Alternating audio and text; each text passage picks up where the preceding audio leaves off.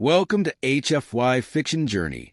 Ever wonder what happens when an alien girl with no legs and a grumpy soldier with no friends take on a ruthless gang? Well, you're about to find out. Collision. In today's epic tale, there's blasters, crazy powers, and a whole lot of trouble. Will they survive?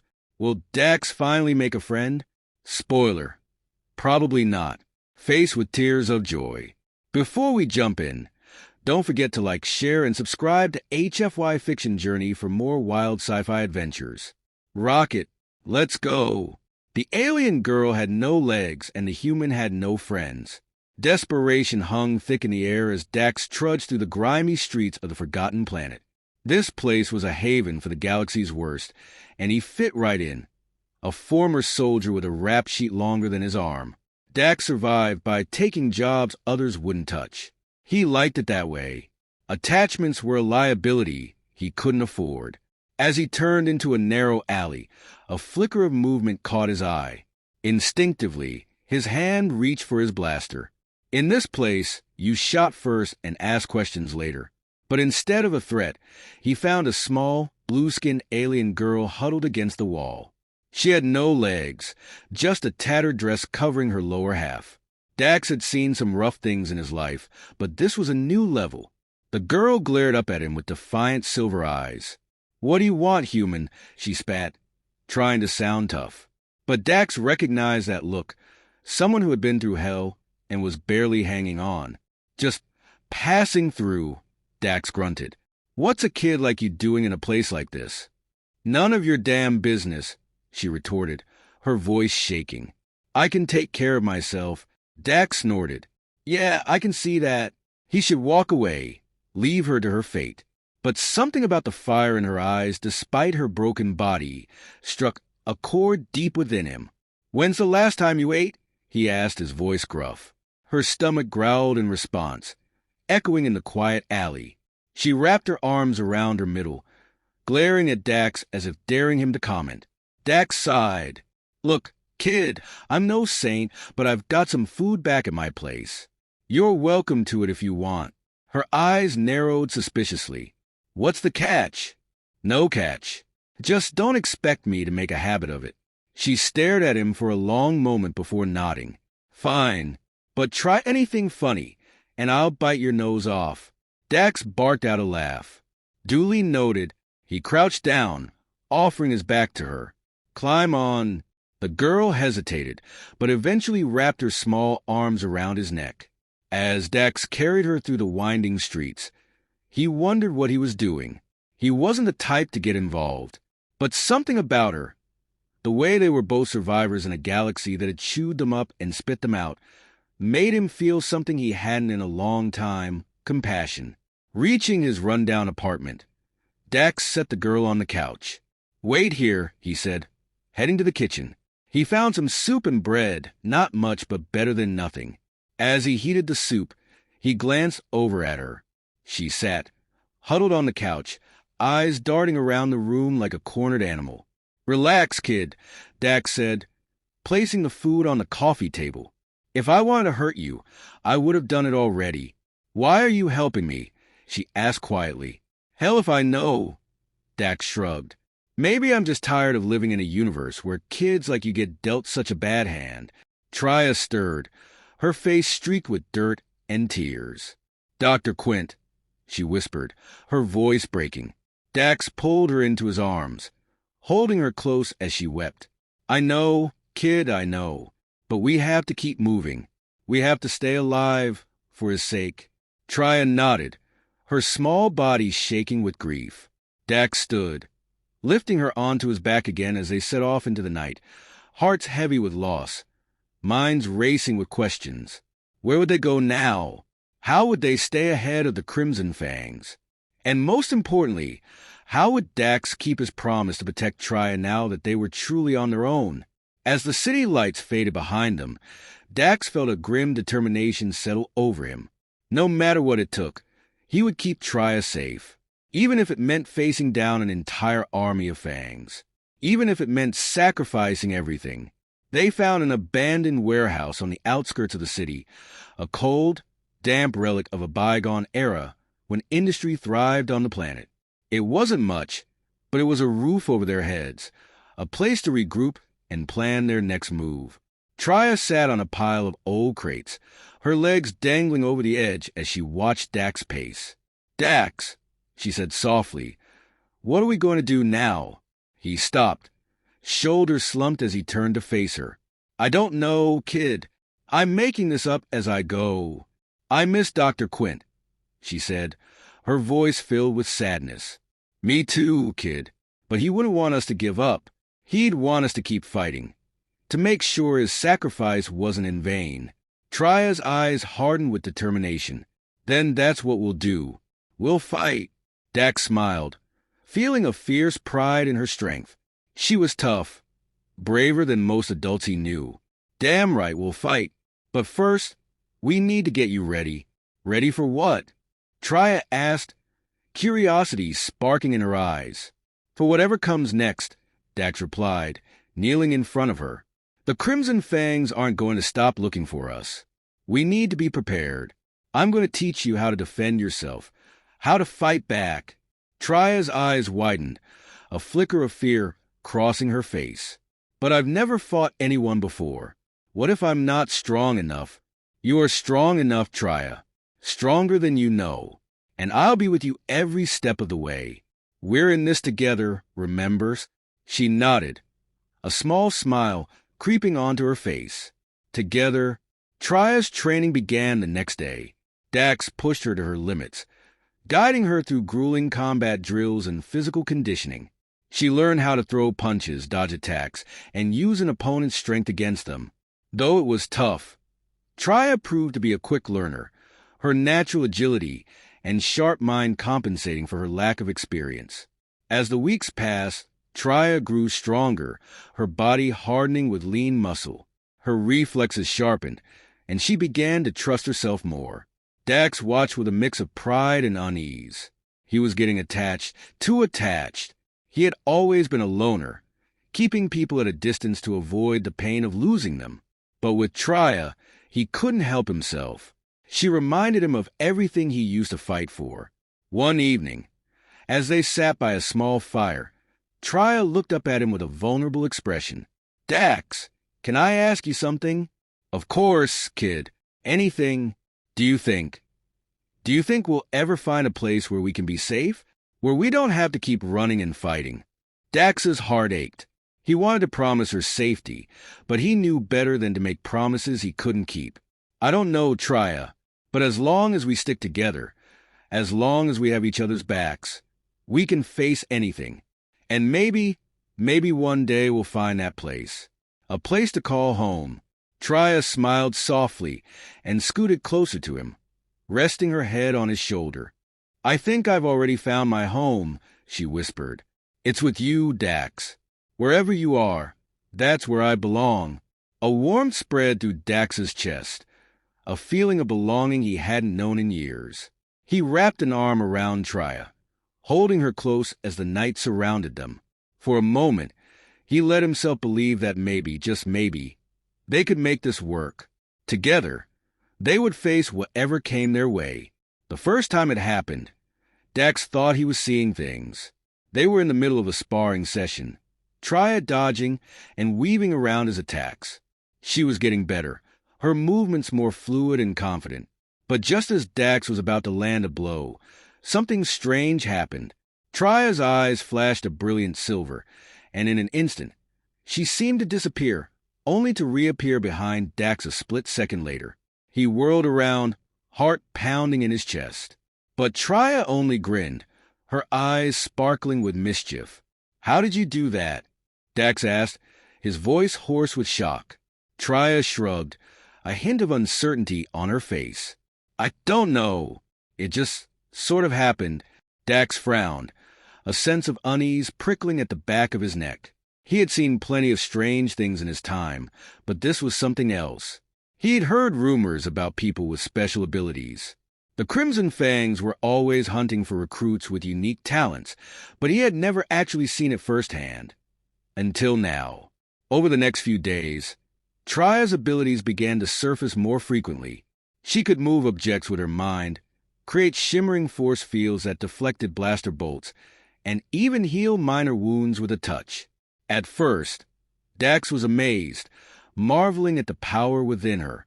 But as time went on, his unease grew. What if Trya's powers made her a target? What if the Crimson Fangs discovered her abilities and came after her with everything they had?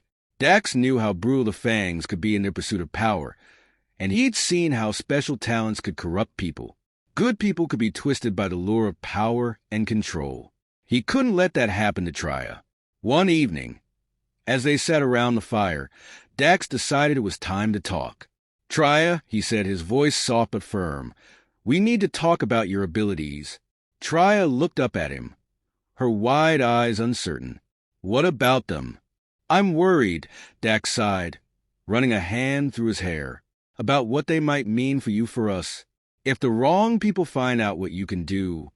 He trailed off, unable to finish the thought. Trya was silent for a moment, staring into the flickering flames. "I'm scared too," she whispered, her voice barely audible. "I don't know what's happening to me, Dax. I don't know how to control it." Dax's heart clenched at the fear in her voice. He reached out, taking her small hand in his own. "We'll figure it out together," he said, his voice rough with emotion. "But you have to be careful, Trya. Don't let anyone see what you can do. Not until we know more." Trya nodded, gripping his hand tightly. "I'll try, but what if I can't control it? What if I hurt someone by accident?" Dax swallowed hard, his mind racing. He knew how dangerous unchecked power could be, but he also knew that Trya was one of the kindest, most compassionate people he had ever met. She wouldn't hurt anyone, not on purpose. "We'll cross that bridge when we come to it," he said, trying to sound confident. "For now, we focus on your training, both physically and mentally." Trya nodded, her eyes filled with determination. "I won't let you down, Dax. I promise." Dax smiled, feeling a surge of pride. "I know you won't, kid. You're the strongest person I know." The ambush came out of nowhere. One moment, they were scavenging for supplies in the ruins of an old factory. The next, the Crimson Fangs were upon them, red armor and flashing blades cutting through the air. Dax cursed himself for letting his guard down. He'd grown complacent in the weeks since they'd gone into hiding. But now, as he crouched behind a crumbling wall with a blaster clutched in his hand, he realized just how foolish he'd been. The Fangs attacked relentlessly from all sides, their laser fire and steel blades overwhelming. Beside him, Trya trembled, eyes wide with fear. She pressed herself against the wall, and Dax could see the terror on her face. But there was something else, too, a flicker of determination sparking in her silver eyes. "Dax," she said, her voice steady despite the chaos. "I think I can help." "No way, kid," Dax said, gripping his blaster tighter. "You're not ready for this. Just stay down and let me handle it." But Trya was already moving, her small body shimmering with a faint blue light. She stepped out from behind the wall, and Dax's heart leapt into his throat. The Fangs turned toward her, weapons raised, ready to fire. And then something incredible happened. Trya's eyes flashed silver, and a shimmering force field sprang up around her, deflecting the blaster bolts like rain on a windshield. She raised her hands, and the Fangs were lifted off their feet, their bodies twisting in midair as if caught in an invisible grip. Dax watched in awe as Trya moved like a force of nature. Her powers grew stronger, more focused with every second. She was a blur of blue skin and white hair, a whirlwind of energy that sent the Fangs flying. And then, just as quickly as it began, it was over. The Fangs lay scattered across the factory floor, their armor dented, their weapons shattered. Trya stood in the center of the carnage, her chest heaving with exertion, her eyes glowing with otherworldly light. Dax scrambled to his feet, heart pounding. "Trya," he called, his voice hoarse. "Are you okay?" She turned toward him, a small smile tugging at her lips. "I'm fine, Dax. Better than fine, actually." Dax shook his head in disbelief. "How did you do that?" Trya shrugged. "I don't know. It just came to me, like I've always known how to do it. I just needed the right moment. Dax nodded, pride and wonder swelling in his chest. He'd always known Trya was special, but seeing her in action, taking on a squad of Crimson Fangs and winning, was beyond anything he could have imagined. Yet, even as he marveled at her abilities, he couldn't shake the unease creeping into his mind. Trya's powers were a double-edged sword, and the Fangs would stop at nothing to control them. For now, though, they needed to stay sharp. As they picked through the wreckage of the factory, Dax couldn't help but feel a sense of hope. With Trya by his side, he knew they could face anything. Together, they were unstoppable. They found themselves in the most unlikely of places, a bar. A seedy little hole in the wall, tucked away in the heart of the city's most dangerous district. Dax had been there before, back in his military days, when he needed information or a quick drink to numb the pain of his latest mission. It was a place where the desperate and the destitute mingled with criminals and the corrupt. Secrets were currency, and violence was a way of life. But it was also a place where the Crimson Fangs held no sway, a sanctuary where even their most ruthless enforcers feared to tread. Perfect for two fugitives on the run. They slipped in through the back door, Dax's arm wrapped protectively around Trya's shoulders as they navigated the crowded room. The air was thick with smoke and the stench of stale beer. Alien music pounded from the walls, vibrating the very floor beneath their feet. At the bar, a group of rough-looking mercenaries eyed them suspiciously, hands hovering near their weapons. Dax knew better than to show any weakness in a place like this. Even the smallest sign of vulnerability could be an invitation for trouble. But before he could speak, a voice cut through the noise, a deep, gravelly rumble that sent a shiver down his spine. Well, if it isn't Dax the Axe in the flesh. Dax turned slowly, hand instinctively reaching for his blaster. But when he saw the speaker, a wave of relief hit him, so hard he nearly collapsed. It was Grim, his old squad mate from the military. They'd fought together on a dozen campaigns, had each other's backs through thick and thin. Grim was a born fighter, a man who had seen the worst the universe had to offer and come out the other side stronger. Right now, he was the most welcome sight Dax had ever seen. "Grim," Dax said, his voice hoarse with emotion. "I never thought I'd see you again." Grim grinned, his teeth flashing white in the dim bar light. "Likewise, brother. Heard you got yourself into a bit of trouble with the Fangs." Dax nodded, his grip tightening on Trya's shoulder. "You could say that. We need a place to lay low, just for a little while." Grim's eyes flicked to Trya, curiosity flashing in them. "And who's this little lady?" Trya straightened, lifting her chin in defiance. "I'm Trya, and I'm not a little lady. I'm 12 cycles old." Grim chuckled, his low voice rumbling like thunder. "My apologies, Trya. Didn't mean to offend."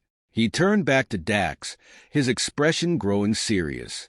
"Listen, I've got a place. A safe house on the outskirts of the city. It's not much, but it's off the grid and out of sight. You can stay there until the heat dies down." Dax felt a surge of gratitude, so strong it almost brought tears to his eyes. "I don't know how to thank you, Grim." Grim waved a hand. "Don't mention it. You do the same for me." His voice dropped to a whisper. "But Dax, it's not just the Fangs. Other factions are interested in your little friend here. Powerful people. You need to watch your back more than ever." Dax nodded, the weight of the situation settling over him like a heavy cloak. He had known that Trya's powers would attract attention, but hearing it from Grim made it feel all the more real. They needed to be careful.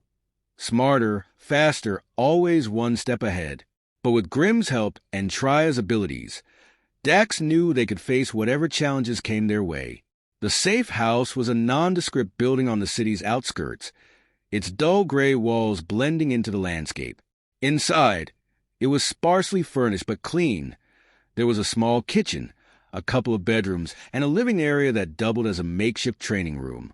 This became their sanctuary, where Dax and Trya joined forces with Grim's network of rebel fighters, a ragtag group of mercenaries, smugglers, and ex-soldiers, all united in their fight against the Crimson Fangs.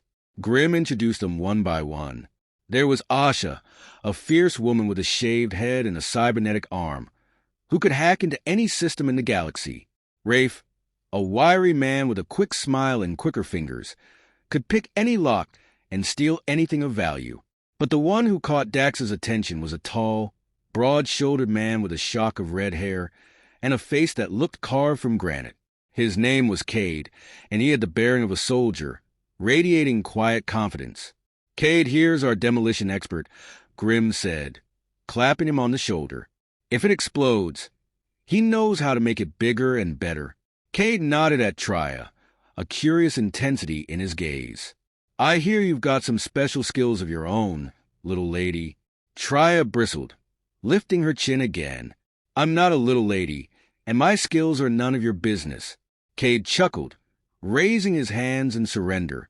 "Fair enough, but if we're going to work together, we'll need to know what everyone brings to the table." Dax stepped in, his hand resting protectively on Trya's shoulder. "Her abilities are her own. She'll use them as she sees fit, when the time is right." Cade nodded, amusement flickering in his eyes. No offense meant Dax, just trying to get the lay of the land. Grim cleared his throat, his voice growing serious. "Listen up, everyone. We've got a real chance here. We can strike a blow against the Fangs and everything they stand for. But we need to be smart, and we need to play the long game." He turned to Dax, eyes burning with intensity. "I know you're used to working alone, but if we're going to pull this off, we need to be a team. Can you handle that?" Dax hesitated. He had been a lone wolf for so long, relying on no one but himself.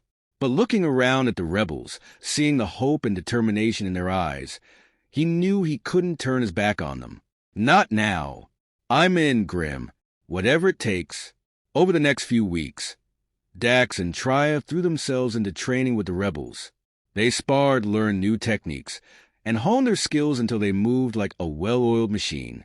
Trya's powers grew stronger and more focused with each passing day. Under Cade's guidance, she learned to harness her telekinesis with pinpoint precision, while Asha helped her explore the depths of her mind, unlocking new abilities that even Dax hadn't anticipated. But as they grew stronger, so did the Crimson Fangs. Their spies were everywhere, their influence spreading like a plague through the city's underworld. The noose around the rebels' necks tightened with every passing day. They needed to strike first. A plan was hatched, a risky, last-ditch effort to cripple the Fangs' operations and send a message of hope to the city. As Dax looked around at the rebels, at the fire in their eyes and the steel in their spines, he knew that, no matter the cost, they would see this mission through. The final battle was chaos. Blaster fire, explosions, and screams filled the air as the city seemed to tremble beneath the weight of violence. Dax and Trya fought side by side, their movements perfectly synchronized as they tore through the ranks of Crimson Fangs.